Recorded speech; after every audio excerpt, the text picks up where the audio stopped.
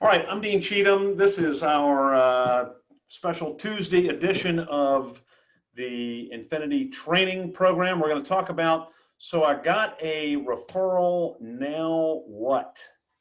Jenny just joined us. So the whole goal, there are a lot of different ways you can generate business in real estate, right?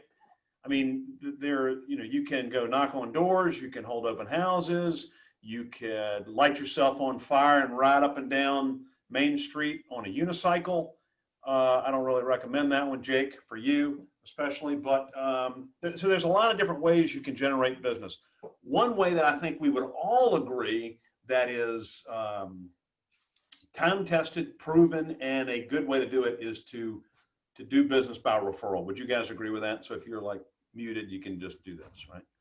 Okay, so we want to get the people that we know to try to help drive business to us, right? So just in general, how do we do that? Well, Brian Buffini would tell you you want to contact these people, you want to let them realize that you care about them, and then you want to do some activities which he calls community. So contact, care, and community, basically calls, notes, and pop buys. So you can write your little handwritten notes like this little guy right here. You can go by and see them from time to time, and you can call them on the phone so that they know that you actually care about them and that you're there for them and that you're still in the real estate business.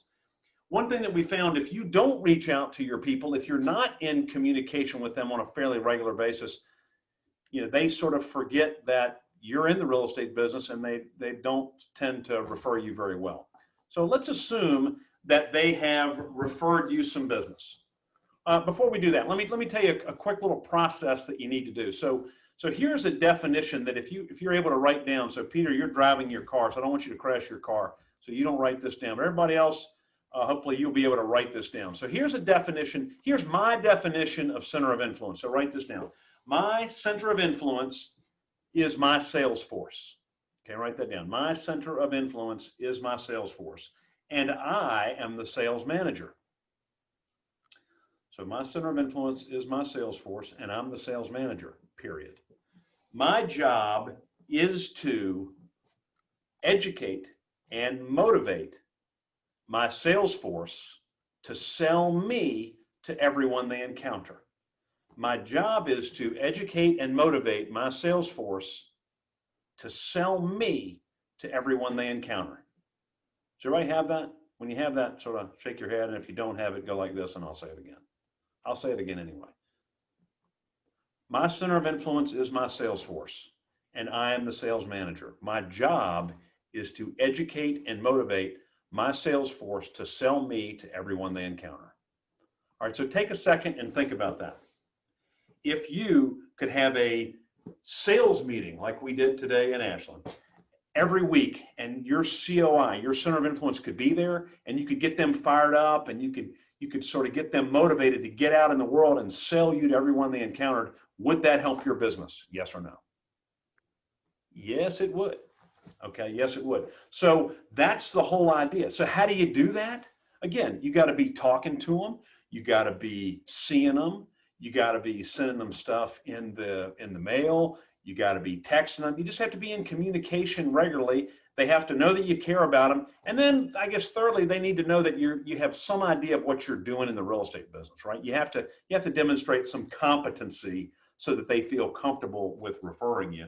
And then if they do refer you, you need to do a good job with their referrals, right?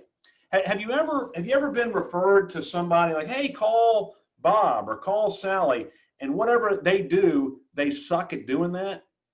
That's bad. So you want to make sure that you do a great job. Whenever you're referred, if it's a referred client, you want to make sure you do double good job for those people so that the referrals will continue. Because if you are referred to somebody and they do a bad job, you're never gonna refer them again.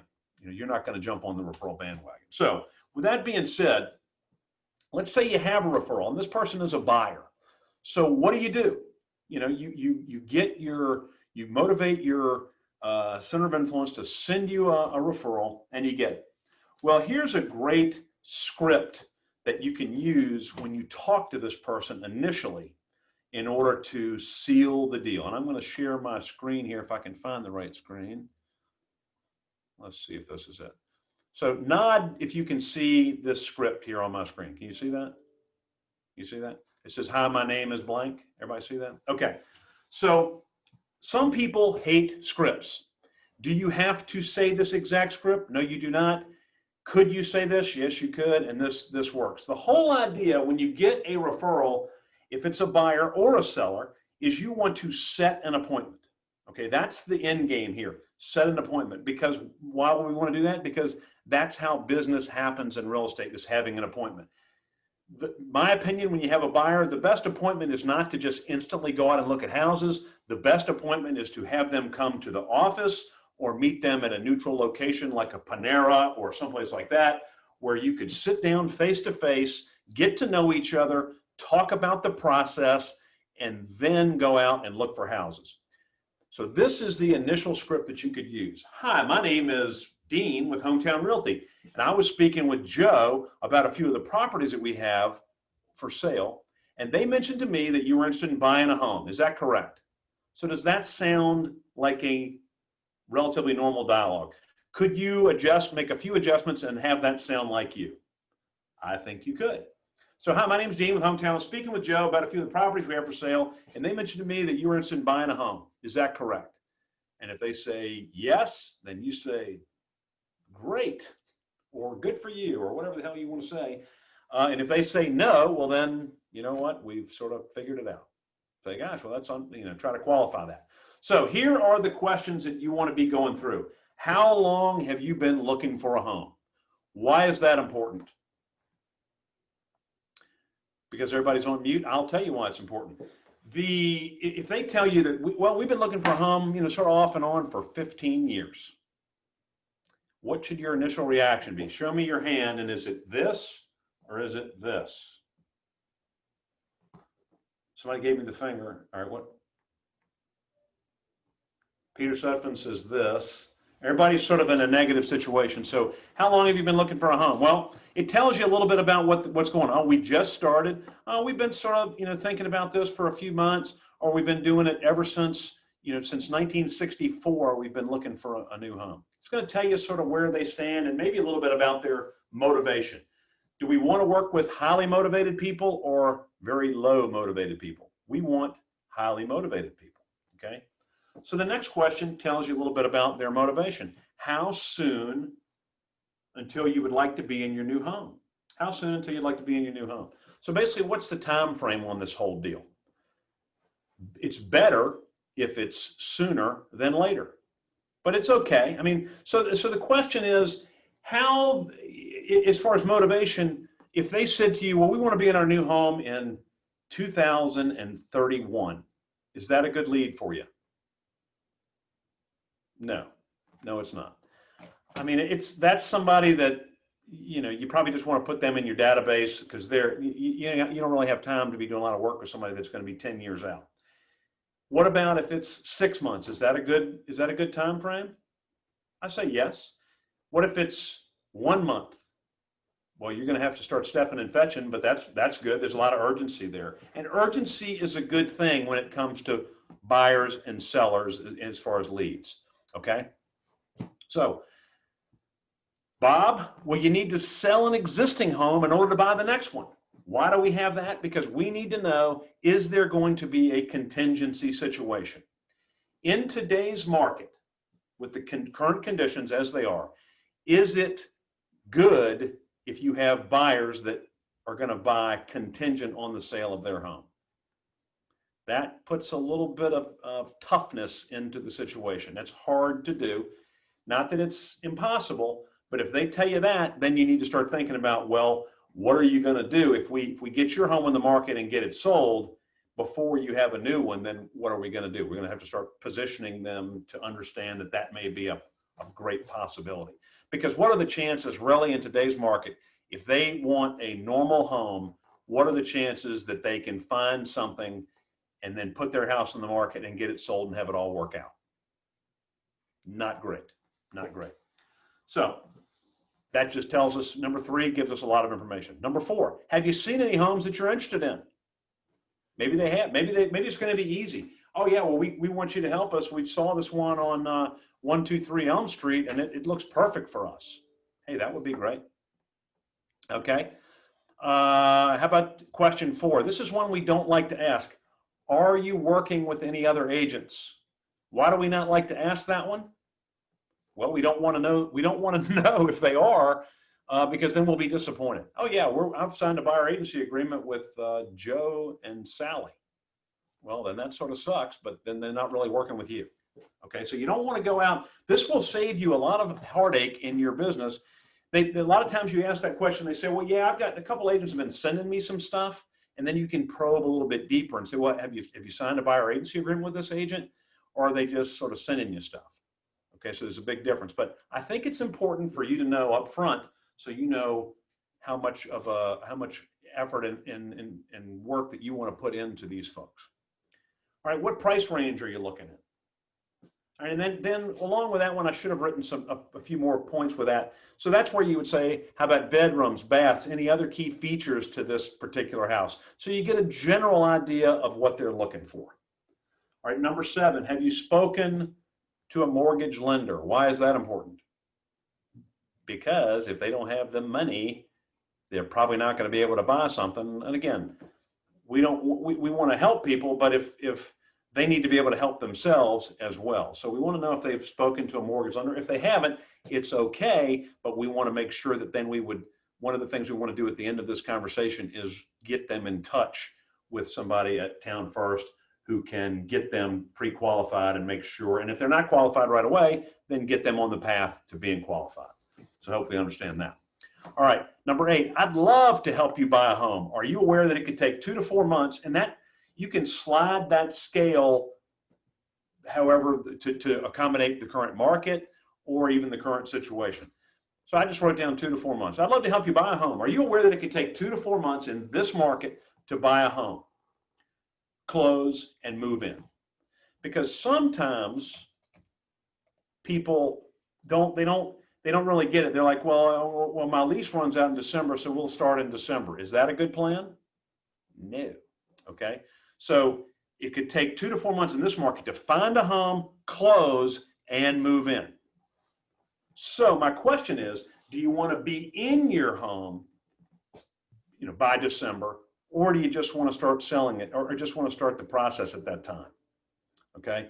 So what I like to do is affirmative nod, like, so do you want to be in your home by December, or do you just want to start selling at that time? Can you see the difference in the body language versus the body language? Yes or no? Yes, you can. Okay.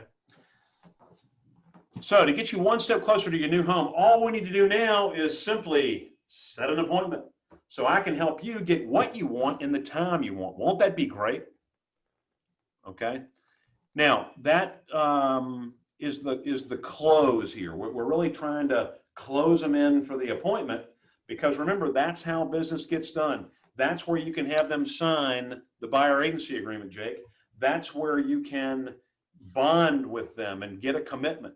Okay. So we need to have that appointment. So to get you one step closer to your new home, all we need to do now is simply, it's simple, right? That's why I love this line. All we need to do now is simply set an appointment so I can help you get what you want in the time you want. And then here's an all-time great close that I use all the time. Won't that be great?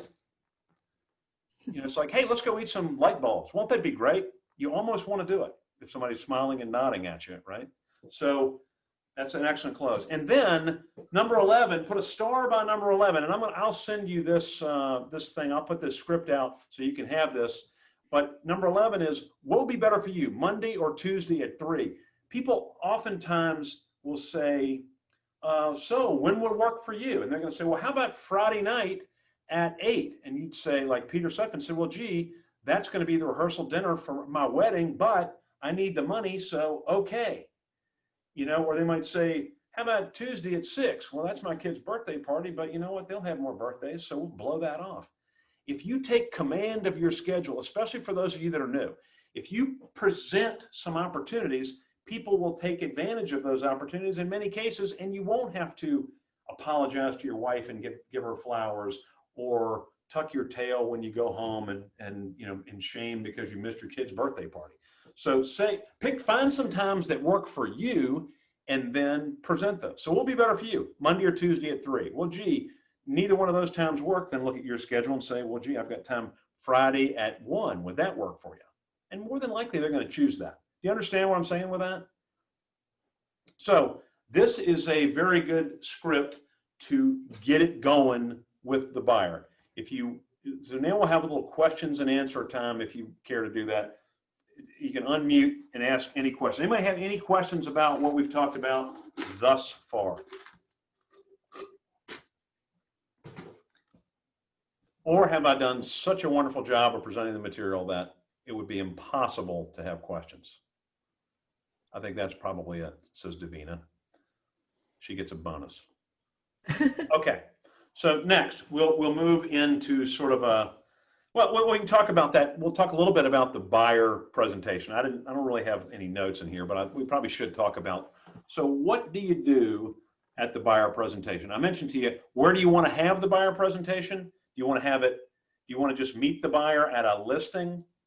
Well, if that's all you can get, that's better than nothing.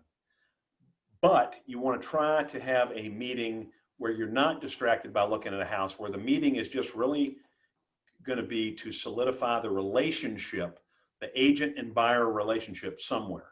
And then you could, after that happens, then you could get up and go look at houses. But I would suggest meeting at the office or meeting at like a restaurant or something like that to solidify the relationship, get the buyer agency agreement signed. And then you can talk about the process. Because a lot of buyers, especially with first-time buyers, they don't know the process. You can sort of walk them through the process. You could have a folder that has all the contract paperwork. I wouldn't go over it with them. I would just say, these are the documents when it comes time to buying a house. These are the documents that we're actually going to work with tonight before you go to bed. Take a look at these and call me if you have any questions. And then, make sure that they're hooked up with a lender, preferably a lender that you have. So that brings up a good question. So what if they say, well, yeah, we went on Rocket Mortgage and cheesymortgage.com, and I think we're probably okay with that. What might you say to that? Or what problems can come from that, Suzanne?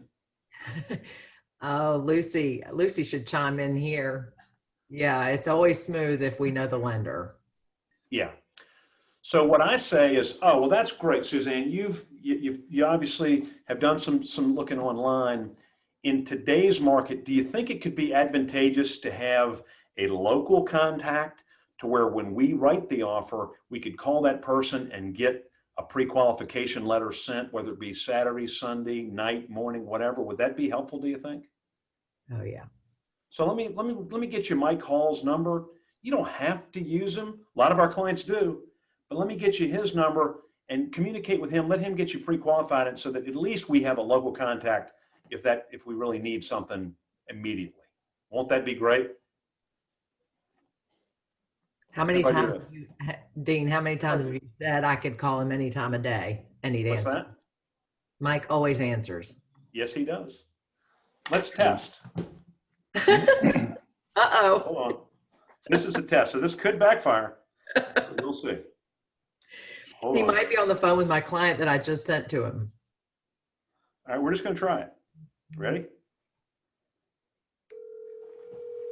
Can you all hear that? Mm-hmm. Come on, Mike. Come on, Mike. Come on, Mike. Hey, Deane. You did it, Mike. I've got, I don't know how many people, 10, 11 people on the phone. I said, Mike always answers his phone. So you're live on a Zoom call. Say hello to everyone. Hello, everyone. Hey, if you want great service, Mike Hall is your man. I'll see you, buddy. Thanks for doing that. Oh, tell, was that prearranged or was it not prearranged? That was not prearranged. Deane, when my agents call, I pick up the phone. You the man. Have a great day, buddy. See you. How much you paying him, Deane? So that really was not prearranged, but that's the, what if we called Rocket Mortgage? Do you think we get a guy or a gal? You're going to get an audio. You're gonna get nothing.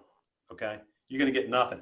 And what if there's 26 offers on the table? Do you think having a custom pre-qual letter right there, right when you need it is going to be important? Yes. Please answer. Yes. Yes, of course it is. Okay. So that's important. So that's what I'm talking about, the meeting. You know, you're bonding, you're building the relationship, they're signing the buyer agency agreement, they're committing to your lender, or at least getting introduced to your lender and just how you do things, and then off you go. It sets the stage. If you create the right expectations, it's going to be a smoother process than if you just wing it. Does that make sense? Any questions about the buyer meeting, the buyer appointment? Okay, hearing none, we'll move on. So let's talk about sellers, okay? Sort of the same game. What's the goal when you get a referral to a seller? What is goal number one? Get an appointment. Get an appointment. That's a great answer. Like if you're Christian and you go to nursery school as a kid, the great answer is usually Jesus. So in real estate, it's get an appointment, okay? So get an appointment. Why do you want to get an appointment? Because that's how listings are taken. Very rarely are listings just, people don't just fax them in. I mean, I don't go to the copier and all of a sudden there's 10 listing agreements just sitting there. You gotta connect with these people. So if you can see the my screen here, everybody see this? The first thing is, how strong is their motivation to sell? You see that? You see that? What do you see on your screen? Yep. How All right, strong? then say that. Okay, so how strong is their motivation to sell? That's the first thing that you're trying to figure out. What is their motivation level? What are some things that they might say that tip you off to their motivation level? Well, number one, you remember we're looking for urgency. So things like if they say, we have to move, does that put them on the strong side of the motivation scale or the weak side? Strong side. So we have to move. Certain events like, well, Sally's new job is in Memphis and she's there and I'm here with the kids and this sucks. Where is that on the motivation scale? Very strong. Boom, on the good side, right? We don't have to move. People say that all the time. We don't have to move. I hear that a lot. Then I would drill down and look at the fourth question. Well, so what happens if your home doesn't sell? That's a good thing to say. So we don't have to move. Oh, of course you don't. What happens if your home doesn't sell? Well, then Sally meets a new dude in Memphis and I'm screwed, or something like that. So if there's negative consequences, obviously we don't want those things to happen to the people, but that improves the motivation. That lets you know where the motivation is. If there's no consequences, if there's no fallout, then it really doesn't matter and people aren't that motivated. So let me ask you a question. As a new agent, which many of you are, do the real estate gods sometimes send their unfair share of unmotivated people to new agents? Yes or no? Yes. Okay. They do. That's whoever the real estate gods are, that's what they do. That's a joke they play on new agents. And the reason they do that is because you are sometimes, you don't necessarily see what's really happening because you're so excited to be in the business and find a client. So if somebody is nice to you, you might all of a sudden assume that they're motivated to sell their house when really they're just lacking for friends or something and they just want you to come over and entertain them for an hour or two. So how strong is their motivation to sell? We want them to be on the higher end. Having to sell, there's negative consequences if they don't sell, or maybe there's ultra positive consequences if they do. Well, you know what, Deane? I've been thinking about moving to Florida ever since we bought this house. We've said, you know, in 2020, when our kids are off out of college, we're going to go down there and I'm going to fish every day. Well, that's moving towards pleasure. And if that's what they want to do, then there's some pretty good motivation there. So next you want to find out, where are they moving? So Bob, where are you moving? We're moving to Indianapolis. Okay, so you can sort of see, I didn't put the script up there, but you could basically use this script in you could just change the words of the buyer script. Instead of saying, how long have you been looking for a home? You can say, well, how long have you been thinking about selling your home? When do you want to be moved? All that kind of stuff. So when do you need to be wherever you're moving? When do you need to be in Indianapolis? What happens if your home does not sell? So tell me a little bit about your equity position. How do you feel about your equity position in your home? You want to make sure they have equity. If they don't have equity, what problems does that usually cause?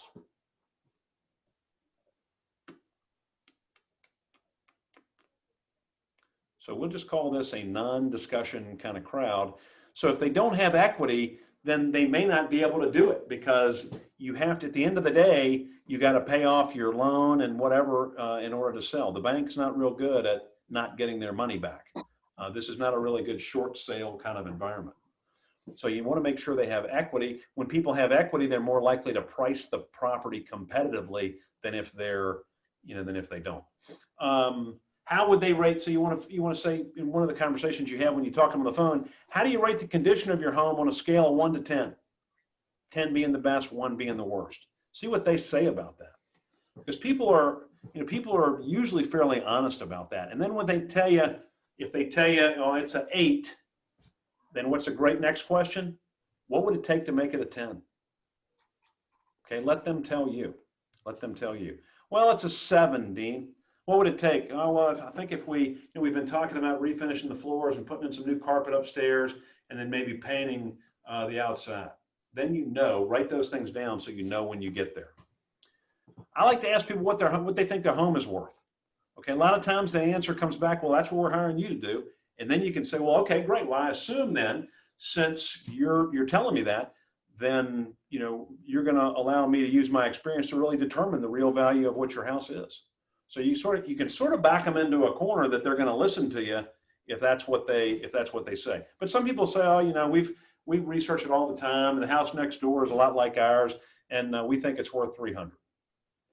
So that gives you an idea of what you're going to be dealing with when you get to the house. You might think that's reasonable. You might think that's undervalued, or you might think that's an exaggeration. It at least helps you understand what to be prepared for when you get there.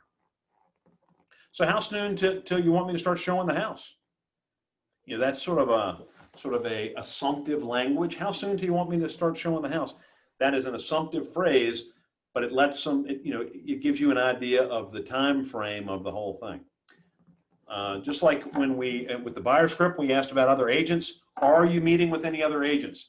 That's a question, again, we don't like to ask that for some reason, but we need to know. Are you dealing with, is it a competitive situation, or is it just what we call a come list me? All right. So, well, if we come over and we sit down and we talk, and you're 100% sure that I can get the job done, do you think you'll be ready to sign up and go forward when we meet? Smiling and nodding. Okay. And then what specific questions do they have at this time? You want to allow them to ask questions, and you probably don't want to get too specific about everything.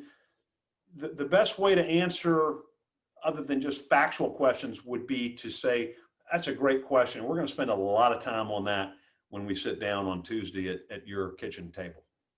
Does that make sense? All right, so everybody go off mute, and let's try to have some kind of a discussion at this point and see what you might need. So you have a referral, you've got some scripts. What are some questions you might have to help you make sure that you get into the inner circle, get inside the moat, and ultimately work with these people?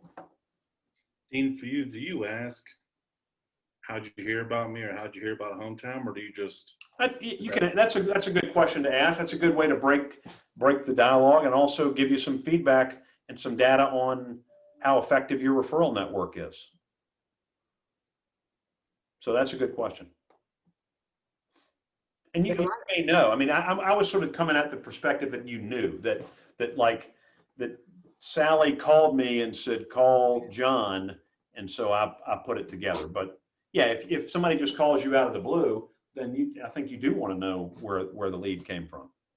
So Deane, when somebody says to you, lets you know that they've given your name, don't you try to find out as much as you can about the person so that you can have a common discussion about something other than real estate first, just to get to know them? Yes, that's a good point. So if Suzanne were to refer somebody to me, then while we're having that dialogue, I'm gonna try to pick up as much information as I can about that person from Suzanne.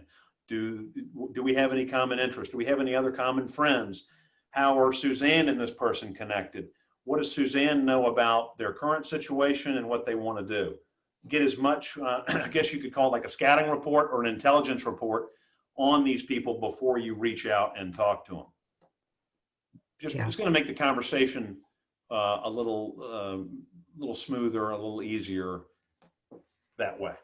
And sometimes I think they can really give you a good idea what the situation is before, so you have some, research done before you get contacted. Yep.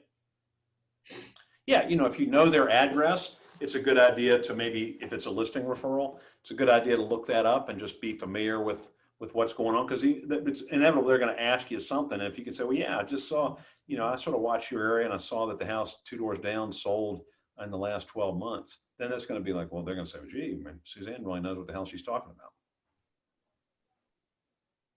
And we know she does. Yeah.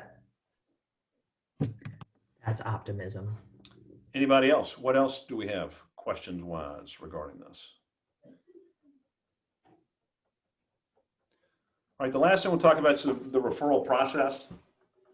So there's in a perfect world, this is what you'd want everyone in your database to be able to do. And this is the perfect textbook referral process. So you want everybody first to understand what you do and who you're looking for.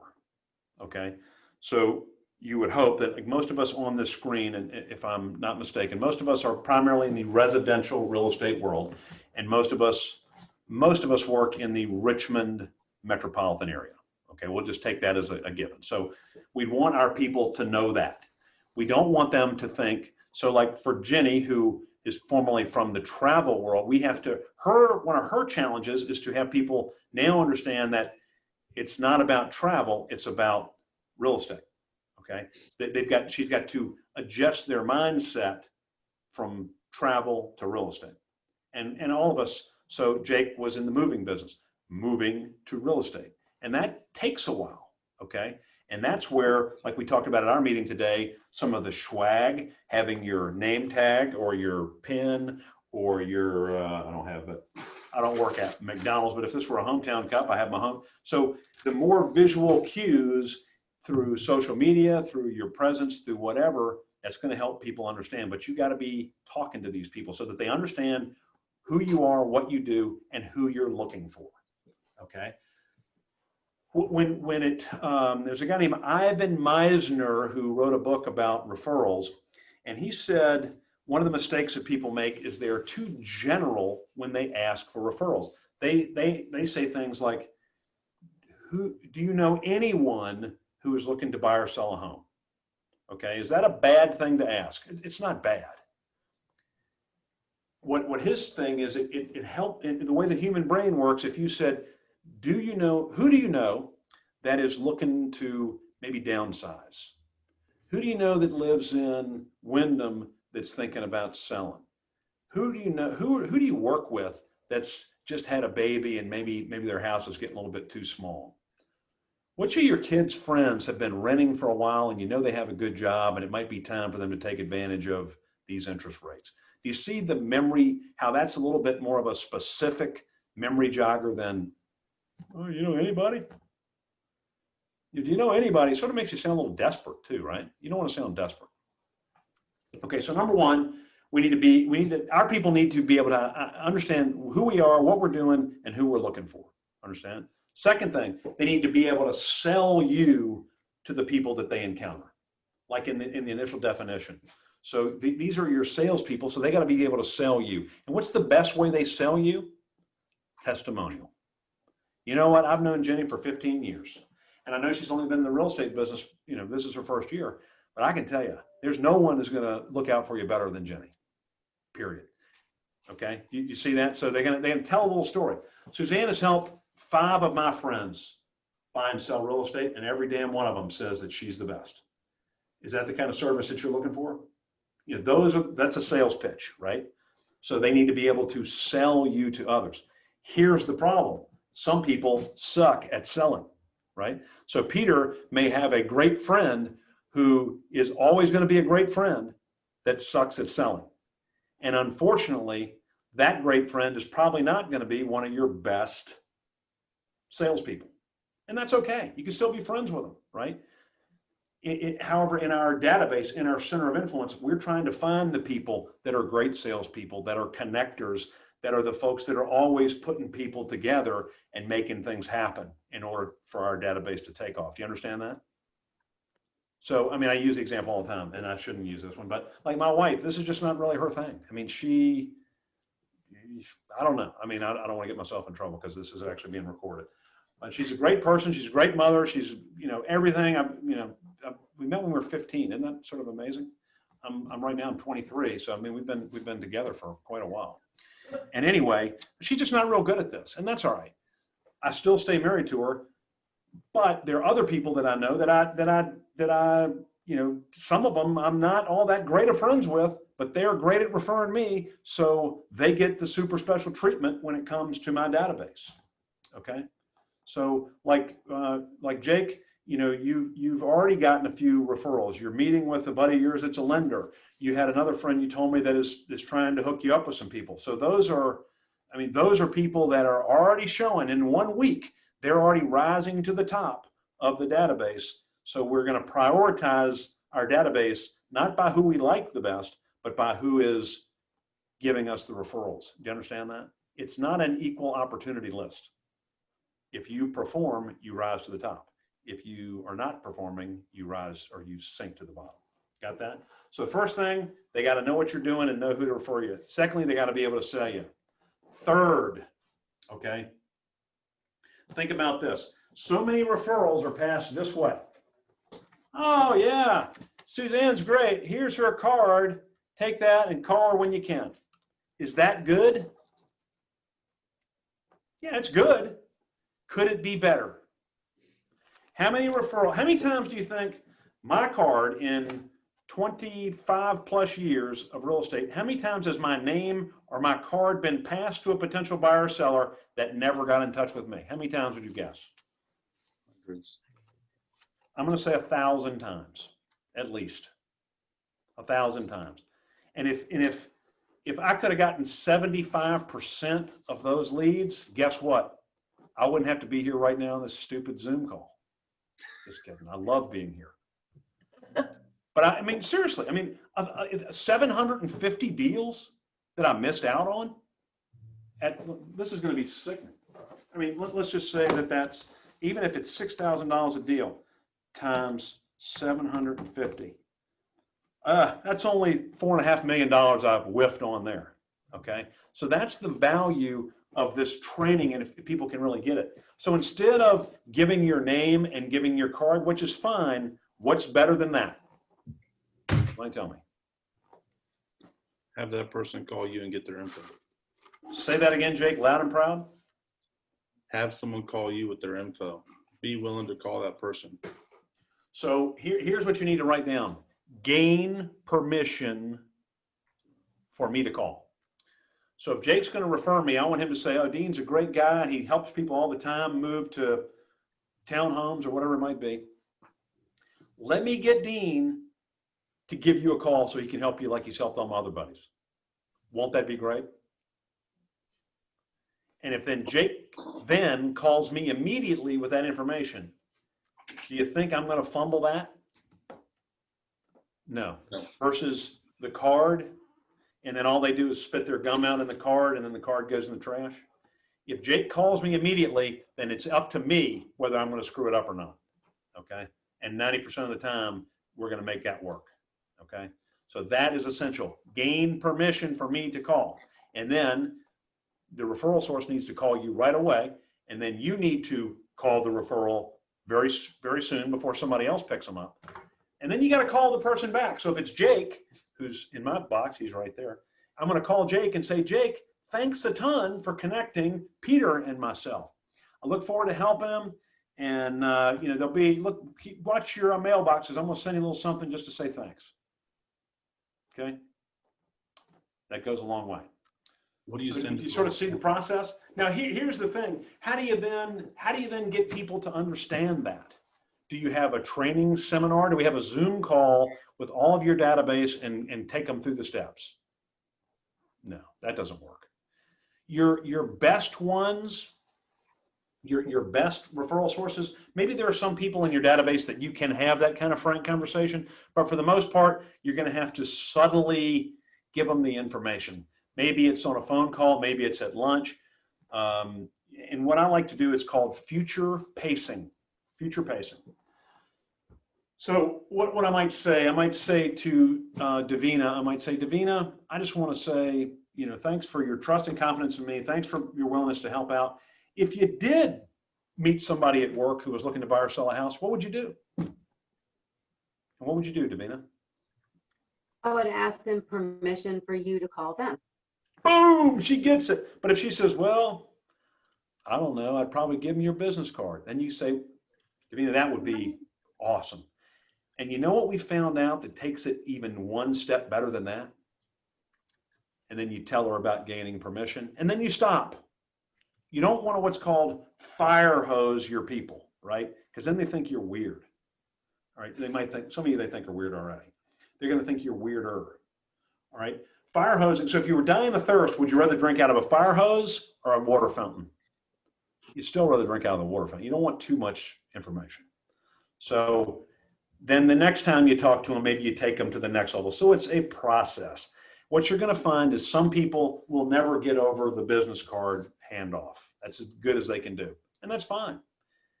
Others can take it to the max. And if they can, then you want to help them get there. And that helps everybody. Okay? Does that make sense?